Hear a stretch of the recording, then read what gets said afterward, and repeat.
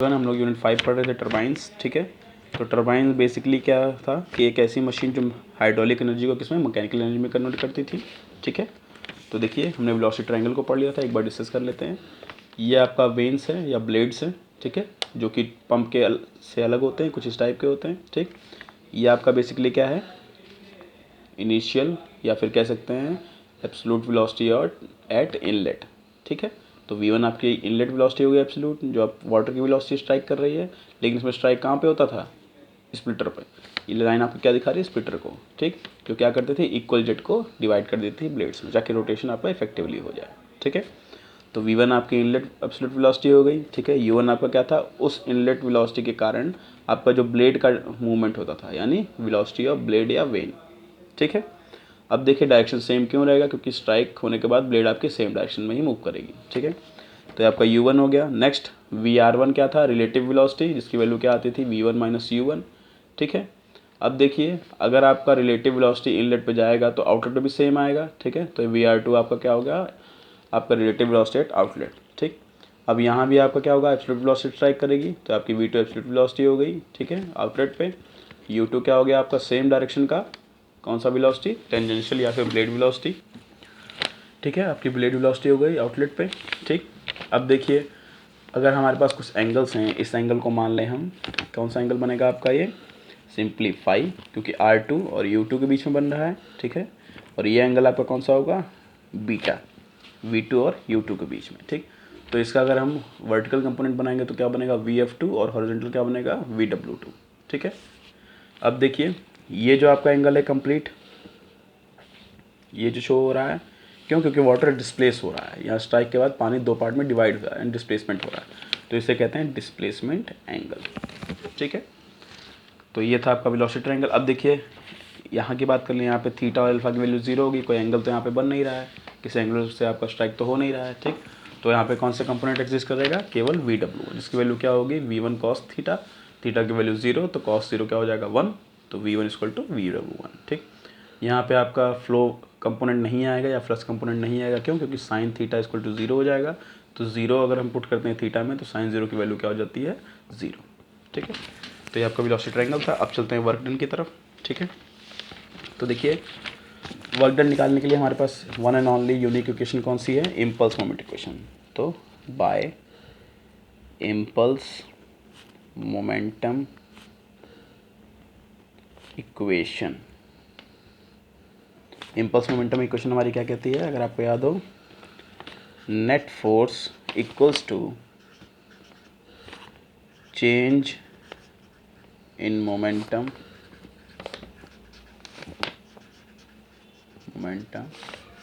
पर टाइम, ठीक है। तो हमारी इम्पल्स मोमेंटम इक्वेशन कहती है net force equal to change in momentum per time और rate of change of momentum, ठीक है, क्लियर। तो चलिए आगे बढ़ते हैं।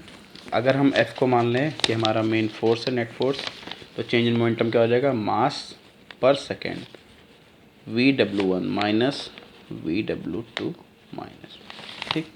अब ये क्यों आएगा, देखिए यहाँ पे जो आपका मोमेंटम के अकॉर्डिंग जो आपका ये वेलोसिटी है कौन सी है, वर्ल वेलोसिटी, क्यों, क्योंकि वर्ल वेलोसिटी ही आपके मेन फ्लो को कॉज कर रही है या मेन रोटेशन को कॉज कर रही है, ठीक है।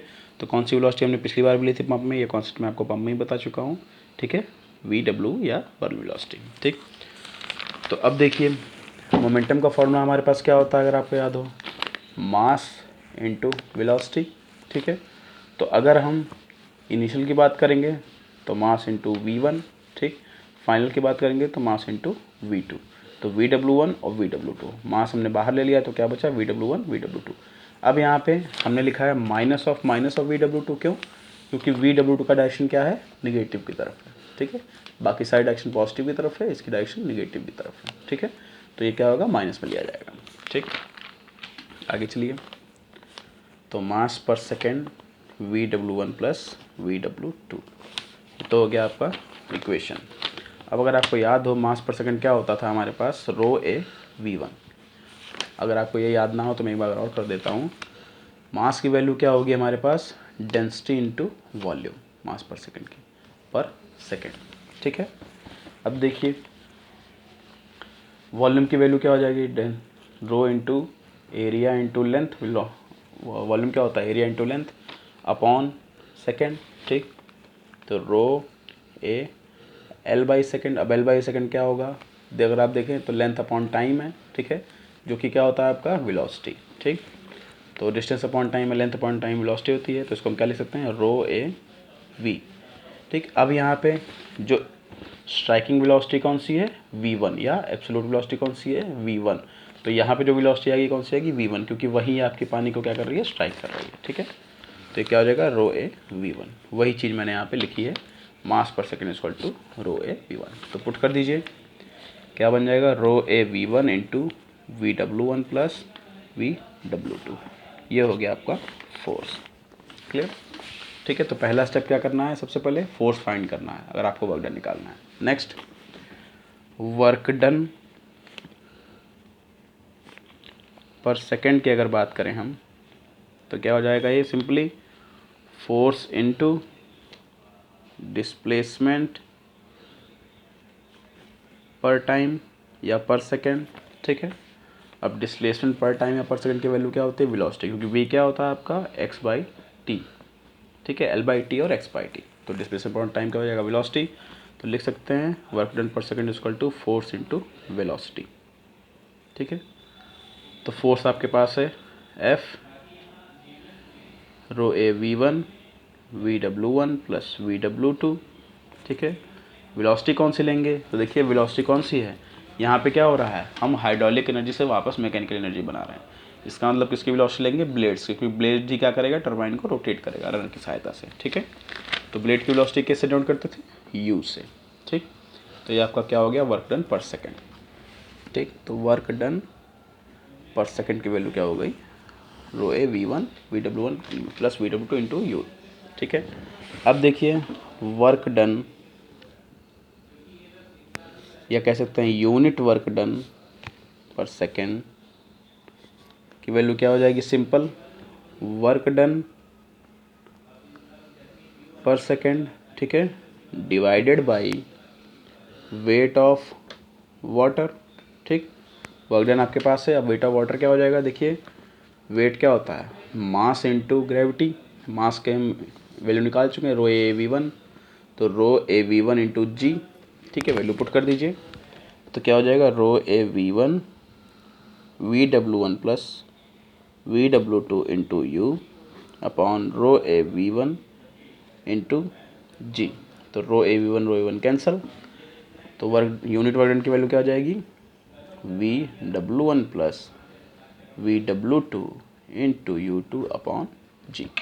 और पंप में क्या आता था, VW2 इंटू U2 अपॉन जी, ठीक है। तो ये क्या हो गया आपका unit work done in turbine, ठीक। अब आते हैं पावर। तो पहला स्टेप क्या था, फोर्स निकालना, दूसरा क्या था, वर्क डन पर सेकंड निकालना, तीसरा क्या है, यूनिट वर्क डन निकालना। नेक्स्ट हमारे पास क्या स्टेप है, पावर निकालना, ठीक है। तो पावर डेवलप्ड बाय रनर,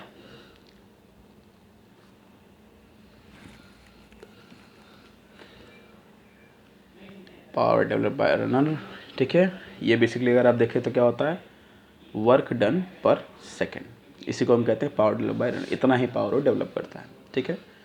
तो क्या हो जाएगा, rho A V1 VW1 plus VW2 into U, ठीक है। ये आपका किस में आएगा, वॉट्स में। अब आपको अगर किलो वाट्स में करना है तो इसको 1000 से डिवाइड कर दीजिए, तो rho A V1 VW1 plus VW2 into U upon 1000, ये पावर हो जाएगी किलो वाट्स में।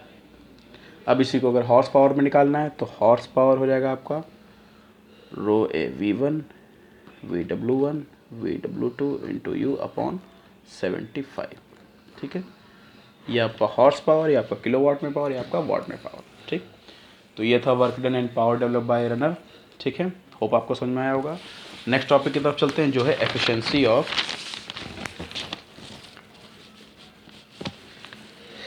एफिशिएंसी ऑफ पेल्टन टरबाइन, ठीक है, कि पेल्टन टरबाइन की एफिशिएंसी क्या है हमारे पास, ठीक।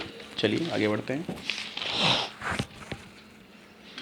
अब देखिए एफिशिएंसी ऑफ पेल्टेड टरबाइन को बेसिकली हम नाम देते हैं हाइड्रोलिक एफिशिएंसी, ठीक है, NH, जिसका मतलब होता है हाइड्रोलिक एफिशिएंसी, ठीक है। तो बेसिकली जो हमको निकालना है उसको हम डिनोट करेंगे ईटा H, ठीक है, hydraulic efficiency of Pelton turbine, जिसकी वैल्यू होती है eta H equal to work done पर second upon kinetic energy of jet पर सेकेंड, ठीक है। तो देखिए वर्क डन हमको पता है, काइनेटिक एनर्जी जेट क्या होगी, देखिए वर्क डन पर सेकेंड की बात करें, सबसे पहले इस इक्वेशन को मान लेते हैं इक्वेशन A, ठीक है, जो हमें कैलकुलेट करनी है, ठीक है।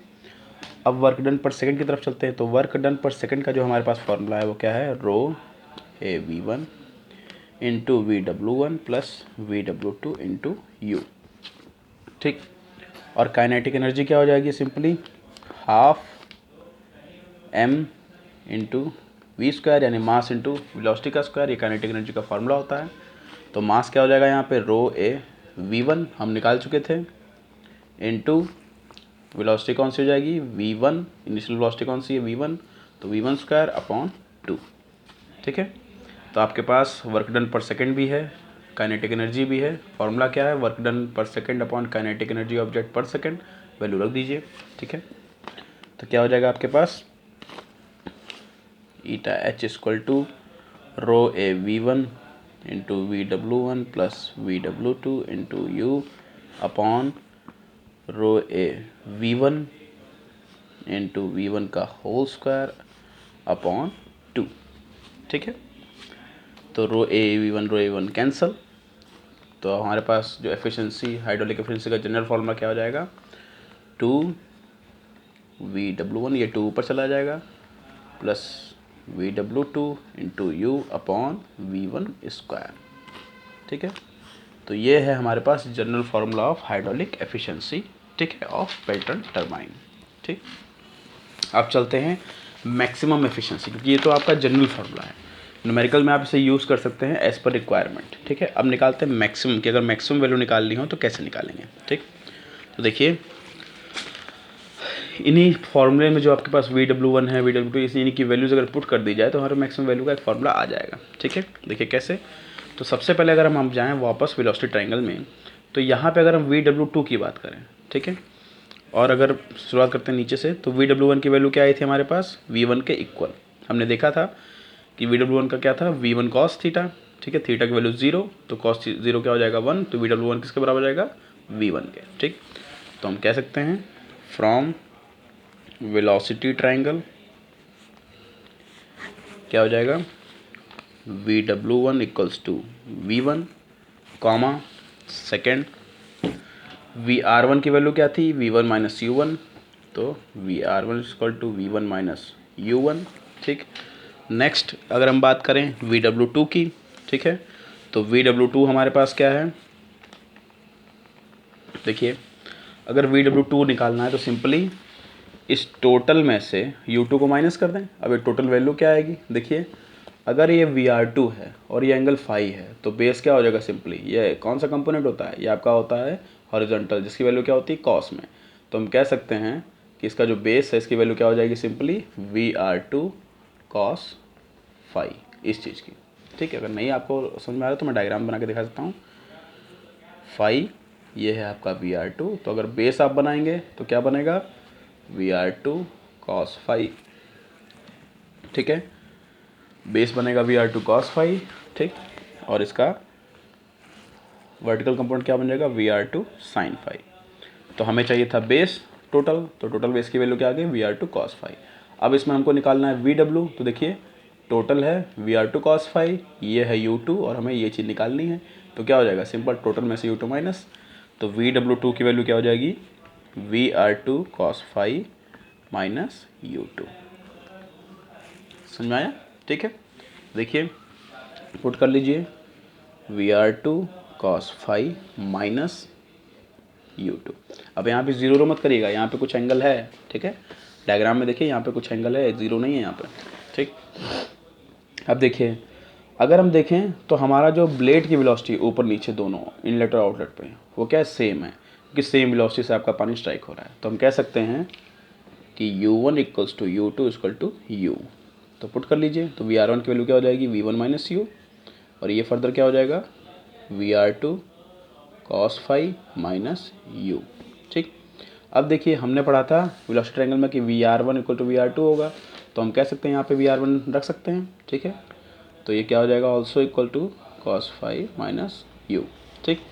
अब VR1 की वैल्यू हमने कुछ ली थी, तो क्या था, V1 minus U cos phi minus U, ठीक। तो ये हमारे पास वैल्यूज़ आ गई। अब इन वैल्यूज़ को, ठीक है, हम इक्वेशन में पुट कर देते हैं। जो हमारे पास इक्वेशन आई थी जनरल फॉर्मूले की, इसको मान लेते हैं इक्वेशन बी, तो इसमें पुट कर देते हैं। तो फ्रॉम इक्वेशन बी, ठीक है, अब इक्वेशन बी में रखते हैं तो क्या हो जाएगा हमारे पास, simply eta H equal to V1, VW1 की जगह क्या रख दिया, V1, ठीक है। देखिए VW1 की जगह क्या रख दिया, V1, ठीक है, प्लस VWT की हमारे पास वैल्यू क्या आ गई, V1 minus U cos phi, ठीक है, और इनटू U, ठीक। तो होप आपको यहाँ तक समझ में आ गया होगा, ठीक है। अब चलिए, और अपॉन में क्या आ जाएगा, V1 स्क्वायर। इसको थोड़ा और ओपन कर लेते हैं, तो क्या हो जाएगा, सिंपली अगर आपके पास ये V1 है तो इसको ओपन कर लीजिए, ठीक है, ठीक है। यहाँ माइनस U भी था, ठीक। देखिए यहाँ पे V1 minus U cos phi minus U, ठीक। तो यहाँ पे जो माइनस U है इसको इधर ले आते हैं, तो क्या हो जाएगा, V1 minus U plus V1 minus U cos phi, ठीक। आपको दिख ना रहा हो तो मैं एक बार कवर कर देता हूँ, cos फाई माइनस U है यहाँ पे, फिर इनटू U है, ठीक। तो हमने क्या किया, नेक्स्ट स्टेप में इस U को यहाँ ले आए, एक साथ कर लिया, ठीक है, into U upon V1 square, ठीक। तो इसकी वैल्यू क्या हो जाएगी, V1 माइनस U, यहाँ भी है V1 माइनस U, यहाँ भी है, कॉमन ले लीजिए, तो 2 इंटू V1 माइनस U क्या बचेगा, 1 plus cos phi into U upon V1 square, ठीक। इक्वेशन 3 या इक्वेशन सी, ठीक है। अब क्या करिए, देखिए हमें मैक्सिमम या मिनिमा चाहिए होता है तो क्या करते हैं, हम डिफ्रेंशिएट करके किस में करते हैं, इक्वल टू ज़ीरो, ठीक है।